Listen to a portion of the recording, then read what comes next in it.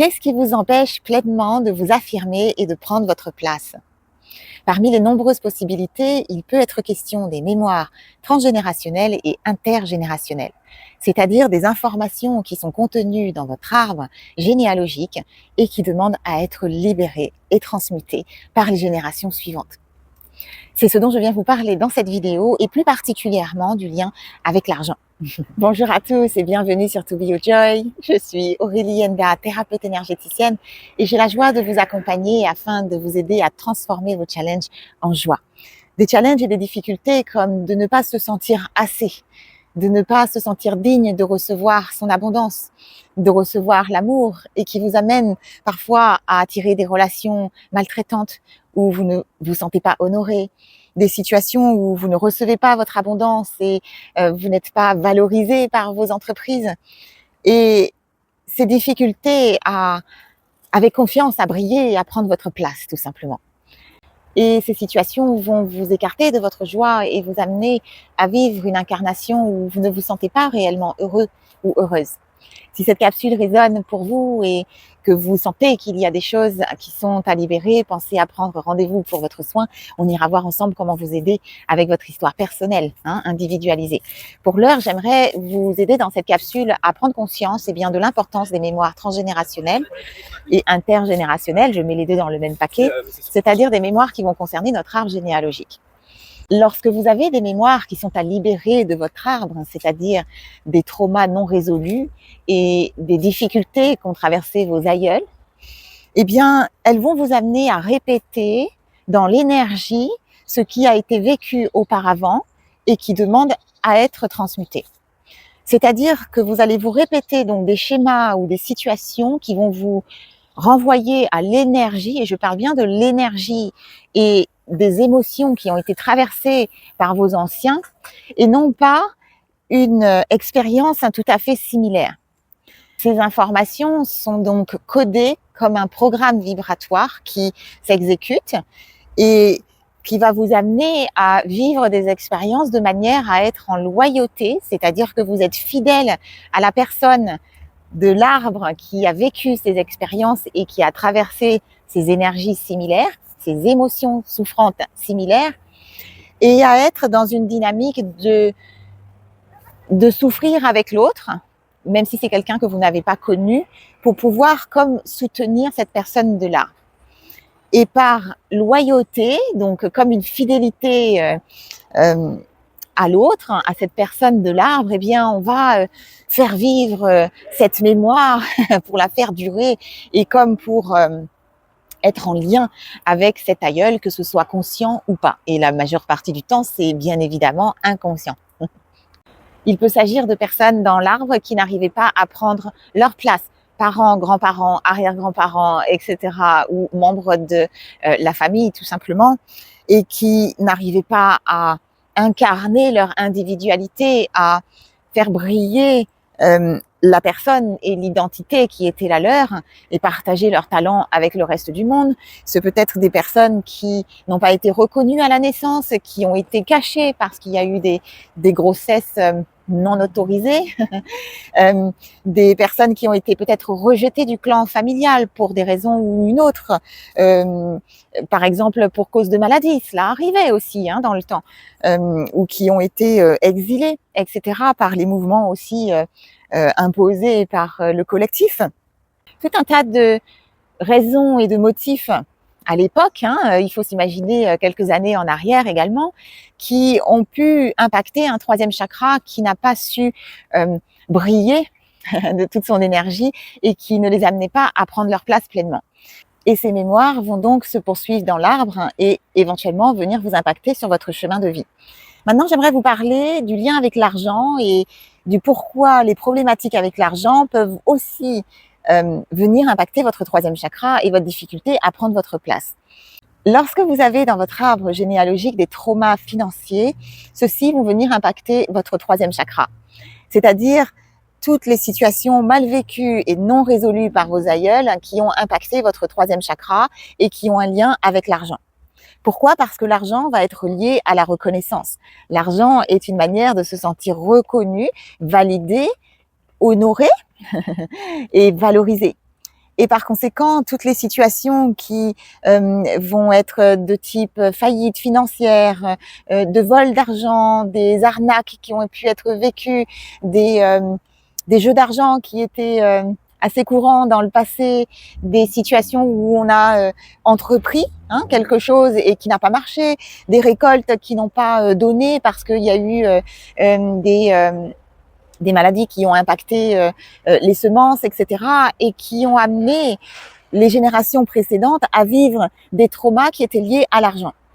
Et ce troisième chakra qui est impacté donc par ce manque d'abondance et cette absence de validation, de reconnaissance, de pouvoir être partie prenante de la société et d'avoir quelque chose à offrir, un service, des récoltes, des choses qu'on plantait avant, parfois en fonction du temps, vers où on remonte dans le temps, et qui vous amène, vous, aujourd'hui, à ne pas vous sentir légitime, à vous compliquer la tâche pour pouvoir prendre place, parce que lorsque vous essayez de vous affirmer et de prendre donc la place qui est censée vous revenir et auquel vous avez droit, eh bien vous avez ces blocages et ces mémoires qui sont réveillées et qui viennent rappeler vibratoirement et de manière inconsciente que ah non, là, eh bien quand on prend le risque peut-être d'investir, derrière le résultat et ce qui est créé, c'est une faillite.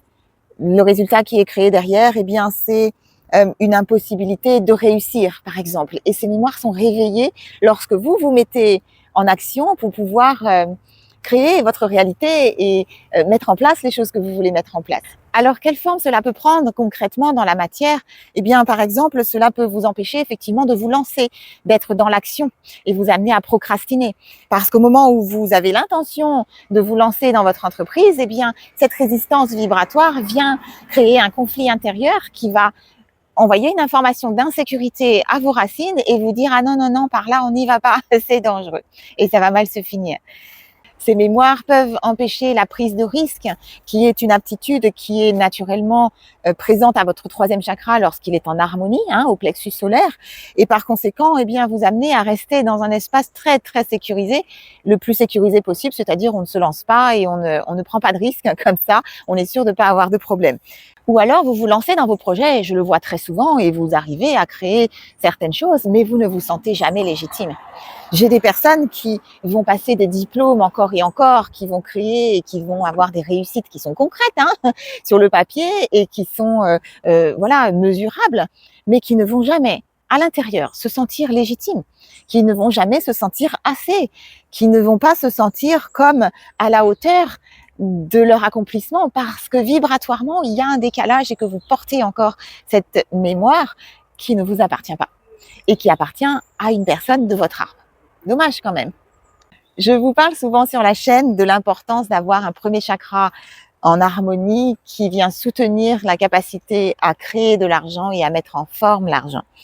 Et évidemment que le premier chakra est important, mais ce qui va se jouer au troisième va être également considérable, dans la mesure où ce que vous allez organiser, structurer, mettre en forme, la valeur que vous allez lui accorder énergétiquement au troisième chakra va pouvoir descendre au deuxième chakra, à votre bas-ventre, aller rassembler cette énergie, l'envie, l'élan, la motivation pour pouvoir mettre en forme dans la terre au premier chakra.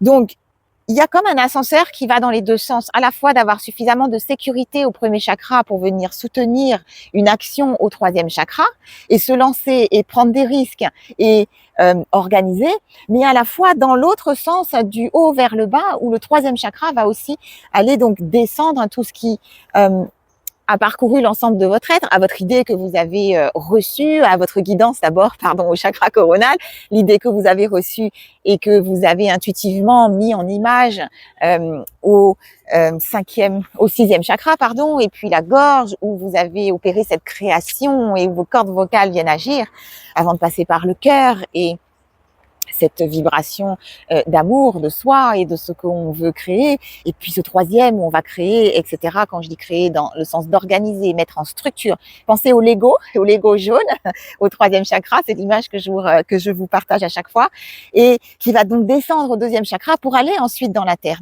Donc il y a un mouvement qui se fait dans les deux sens, vers le haut et vers le bas pour cette magnifique création. Donc ça fait partie des choses que l'on travaille en soin avec moi, que d'aller déposer les loyautés qui appartiennent à l'arbre et vous amener à vous libérer et détacher des choses qui ont été difficiles à vivre pour l'arbre et de pouvoir transmuter ces mémoires, transmuter ces vibrations. Et si vous sentez que ce thème résonne pour vous, prenez rendez-vous pour votre soin, on ira regarder où vous êtes concerné et vous aider à harmoniser vos centres énergétiques. Donc la première chose, eh bien, c'est de prendre conscience de ces mémoires et de pouvoir faire les liens avec les expériences que l'on vit dans notre réalité. Et c'est pourquoi je viens vous en parler aujourd'hui. Vous pouvez donc, par curiosité, commencer à regarder votre arbre généalogique s'il n'y a pas eu des traumas de cet ordre, soit financiers, soit des traumas qui sont liés à la place et à un troisième chakra. Et si vous voulez en savoir plus sur le rôle du troisième chakra et donc c'est blessures spécifiques qui sont souvent liées au masculin et au père d'ailleurs. Vous avez une capsule sur la chaîne que je vous invite à aller regarder. Je vous mettrai le lien ici en haut et dans la description de la vidéo. Et puis, donc de vous éveiller donc à une potentielle problématique qui a pu se passer dans l'arbre et dans un second temps d'aller défaire. Il est question de libérer la vibration parce que la conscientisation à la tête et au mental ne va pas être suffisante. Et pour ça, on utilise des outils qui sont extérieurs, soit avec l'aide d'une personne qui est formée pour le faire et qui va pouvoir vous guider pour transmuter ces informations vibratoires, soit avec des outils extérieurs si vous en avez. Vous pouvez tout à fait travailler en autonomie et si vous avez besoin d'aide, eh bien venez me voir en soin. On pourra faire ça ensemble. Et puis, je voudrais simplement ouvrir une porte des possibles ici pour les personnes qui pourraient être concernées et qui n'ont pas eu la possibilité peut-être de connaître un de leurs parents ou parfois des deux, des personnes qui ont été adoptées ou des personnes qui ont eu un parent qui a quitté à la naissance, des personnes qui ont eu peut-être des grands-parents qui n'ont pas connus ou avec lesquels il n'y a pas suffisamment de proximité pour partager des traumas et des choses difficiles qu'on s'attache à cacher, surtout les générations précédentes, parce qu'on n'a pas conscience que ces traumas peuvent impacter les générations suivantes. Et donc, on va camoufler ce qui a été mal vécu. Et je pense notamment, parfois même à des grossesses qui ont été